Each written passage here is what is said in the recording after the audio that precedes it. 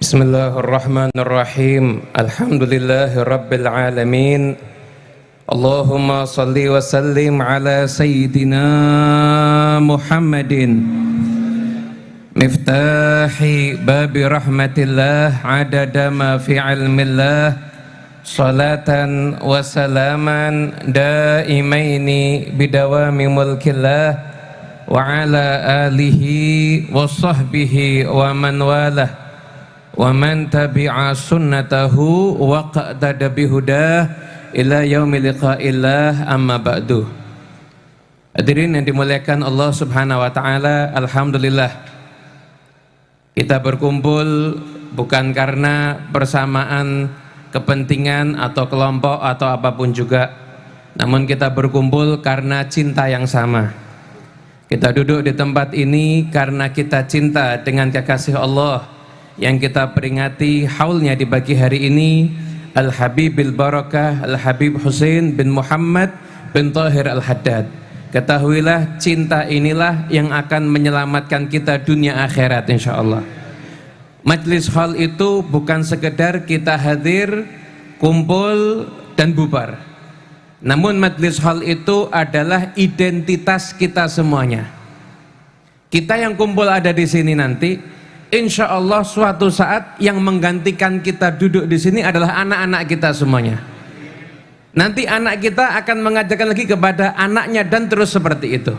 Kita lihat para habaib yang hadir di tempat ini, dulu ayah-ayah beliau juga duduk di tempat ini, dan sekarang beliau menggantikan posisi ayahnya untuk duduk di tempat ini.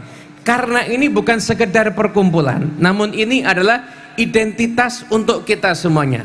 Kalau Anda ingin anak Anda tidak bergeser jalannya, enggak bergeser akidahnya, maka lazimilah majlisnya aulia Allah wassalihin. Maka insya Allah sebagaimana Anda berjalan dan berkumpul di tempat ini, maka tempat ini nanti tempat duduk Anda mungkin suatu saat yang duduk di situ adalah anak Anda, dan mungkin akan mendengarkan dan mengenang bahwasanya Anda pernah duduk di situ dan akan mendoakan Anda semuanya.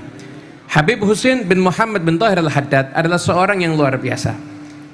Tadi kita dengarkan bagaimana adab beliau, akhlak beliau. Adab beliau kepada kakaknya saja itu nggak pernah duduk bersandar, nggak pernah bicara kecuali diminta untuk berbicara, dan tidak akan pulang kecuali sudah diperintahkan untuk pulang. Adab ini nggak kita temukan dalam diri kita sekalipun sama ayah dan ibu kita. Ini beliau sama kakaknya seperti itu. Kita sama orang tua kita kalau diukur adabnya jauh dibandingkan adabnya Habib Husain kepada kakaknya. Namun ini adalah orang-orang yang luar biasa oleh Allah wassalihin. Akhlaknya, adabnya luar biasa. Beliau punya kepedulian yang sangat besar kepada umatnya Nabi Muhammad SAW. Di antara kisah yang pernah kita dengar dari salah seorang sesepuh yang ada di Solo, Habib Abdullah bin Muhsin As-Segaf, yang menjadi saksi hidup daripada peristiwa ini. Jadi Habib Husain itu setiap ke Solo ada satu rumah yang sudah rutin menjadi tempat bermalam beliau, tempat singgah beliau. Satu hari beliau dengar Sahibul Bait itu ada masalah dengan adiknya. Mungkin belum sampai putus hubungan silaturahmi, baru antara kakak beradik nggak rukun. Itu Habib Husain datang ke Solo dan sengaja tidak datang ke tempat di mana beliau biasa nginap, tapi beliau ke tempatnya yang lainnya. Hanya dengan Habib Husain datang dan tidak menginap di sana, ini Sahibul Bait yang ditinggal rumahnya sama Habib Husain, ya Habib Husain nggak ke sana, itu langsung sedih bersama dengan adiknya, berangkulan jalan sambil menangis datang kepada Habib Husain dan menyatakan, Habib, kita sudah berdamai, ayo nginep lagi di rumah kami. Anda bisa bayangkan, mendamaikan orang yang berselisih tapi nggak pakai ucapan, nggak pakai ucapan, nggak pakai omongan, nggak bawa apapun, hanya dengan bilhal beliau, maka beliau bisa mendamaikan orang yang berselisih. Hadza Al-Habib Husain bin Muhammad bin Tahir Al-Haddad. Nah, kita semua yang hadir di sini dan kita mengaku pecinta Habib Husain, sekarang tanyakan kepada diri kita, berapa banyak orang yang hubungannya nggak akur yang sudah kita damaikan?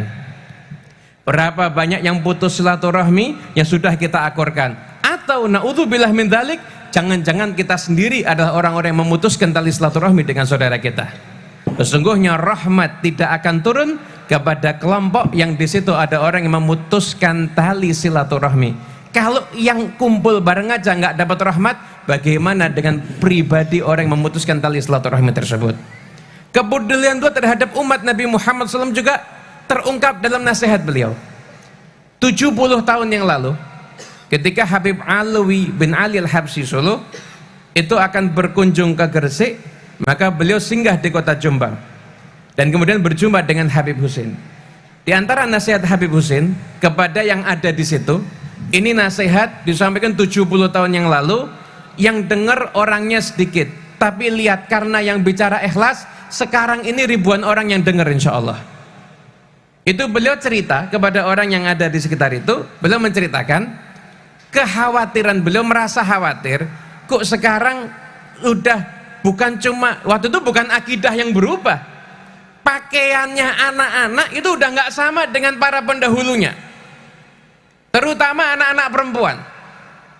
Maka beliau menceritakan, saya pernah ada salah seorang yang saya tahu dia mendengarkan ucapan saya, anak perempuannya itu pakainya terbuka, udah nggak ngikutin datuk-datuknya, nenek-neneknya, bahkan mungkin sampai ke Fatimah Zahra, pakainya terbuka. Maka ketika itu didatangi sama Habib Husin, Habib Husin kemudian bertanya kepada dia, ya Fulan, seandainya anak kamu ada misalkan di Hadramut sana pakai pakaian yang tertutup, kemudian saya dengan tongkat saya ini saya singkap itu pakaiannya, mungkin sampai kelihatan lututnya, kira-kira yang kamu lakukan apa? Kita bisa berantem, bisa saling bunuh kita. Nah, kata Habib Husin, kamu tahu sekarang ini anak kamu sendiri yang buka auratnya, kamu sendiri yang buka auratnya dan dilihat sama orang banyak, apakah kamu nggak malu? Maka seketika itu orang tersebut mendengar nasihat Habib Husin, dia sadar, dan seketika itu juga anak perempuannya diperintahkan untuk mengganti pakaiannya dengan pakaian yang rapi, yang sopan dan sesuai dengan syariat Islam. Maka ini juga perlu kita tanyakan kepada diri kita. Kita yang punya saudari perempuan atau anak perempuan, kalau kita jalan, anak perempuan kita pakai jilbab, kemudian diambil sama orang lain jilbabnya, dipaksa untuk dilepas, kita akan marah. Kalau perlu kita siap mati untuk membela anak perempuan kita. Namun yang ada sekarang di pesta-pesta pernikahan, anak perempuan kita sudah buka jilbab, dilihat kepalanya, bahkan kelihatan anggota tubuhnya, dan itu orang tuanya ada dan hanya mendiamkan saja, seperti kita sendiri yang membuka aurat anak kita dan memamerkannya kepada orang lain. Karena itu mari kita semua sepulang kita dari majlis hal ini, kita semua insya Allah bukan hanya sekedar orang yang duduk bersama untuk mendengarkan nasihat dan manaqib dari Habib Husin, tapi kita pun juga membuktikan cinta kita kepada Habib Husin.